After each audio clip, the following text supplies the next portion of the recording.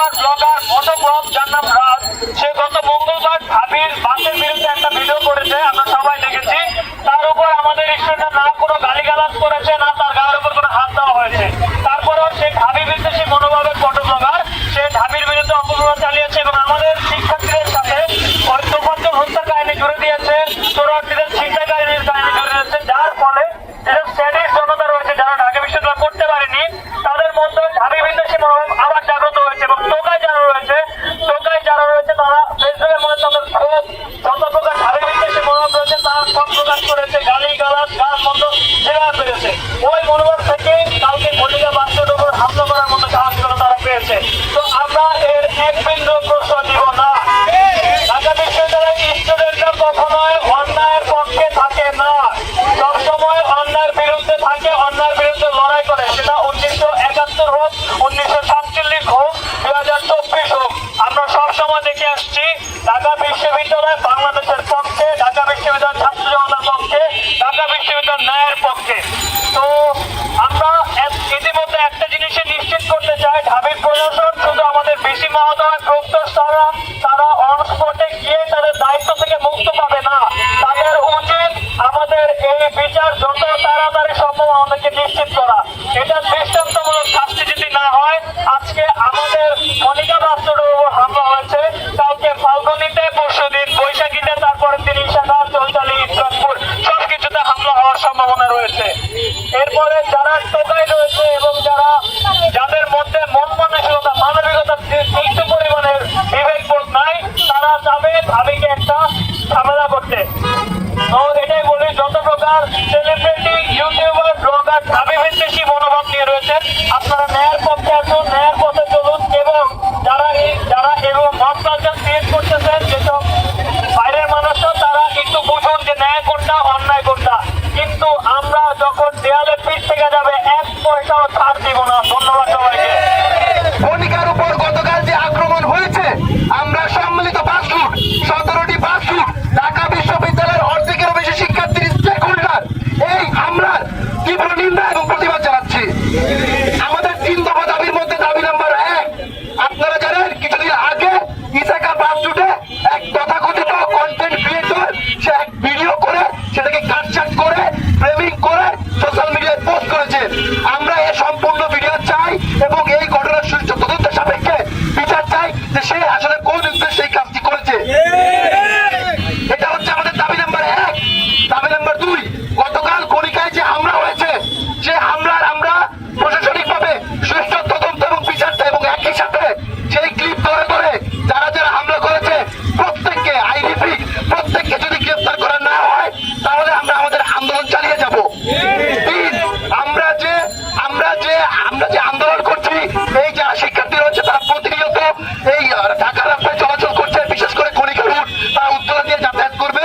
তাদের যে নিরাপত্তা সেই নিরাপত্তা ঢাকা বিশ্ববিদ্যালয় প্রশাসন এবং ডিএমপি কে নিশ্চিত করতে হবে এবং সেই নিরাপত্তা নিশ্চিতে তারা কি কি ব্যবস্থা নেয় সেটা আমাদেরকে অবহিত করতে হবে। এবং আমাদের কোনো ভাই ও বোনের প্রতি যদি আর একটা আচর পড়ে, তাহলে আবার বলছি আমরা এই ঢাকাকে অচল করে দিতে পারি এবং করব। সর্বশেষে বলতে চাই, আমরা যে 3টি দাবি করছি, সেই 3টি দাবি যদি শনিবারের মধ্যে সমাধান করা না হয়, অগ্রগতি করা না হয়, তাহলে রবিবার আমরা এই রাজু ভাস্কর্য থেকে আমাদের যে 80টা বাস রয়েছে, 80টা বাস নিয়ে উত্তরা ব্লকেট কর্মসূচি ঘোষণা করব। আমরা যদি আমাদের দাবি আদায় না হয়, তাহলে আমরা ঢাকা বিশ্ববিদ্যালয় থেকে লং মার্চ উত্তরা ঘোষণা করব। ধন্যবাদ সবাইকে। আমাদের এই যে ঘটনাটা গতকালকে ঘটলো, এটাকে ছোট করে দেখার আসলে কোনো সুযোগ নেই। তার কারণ ঢাকা বিশ্ববিদ্যালয়ের স্টুডেন্টদেরকে নানানভাবে আসলে এখানে ঢাকা শহরের যে সাধারণ মানুষ, তাদের কাছ থেকে বিচ্ছিন্ন করে দেওয়ার একটা পরিকল্পিত প্রচারণা চলছে।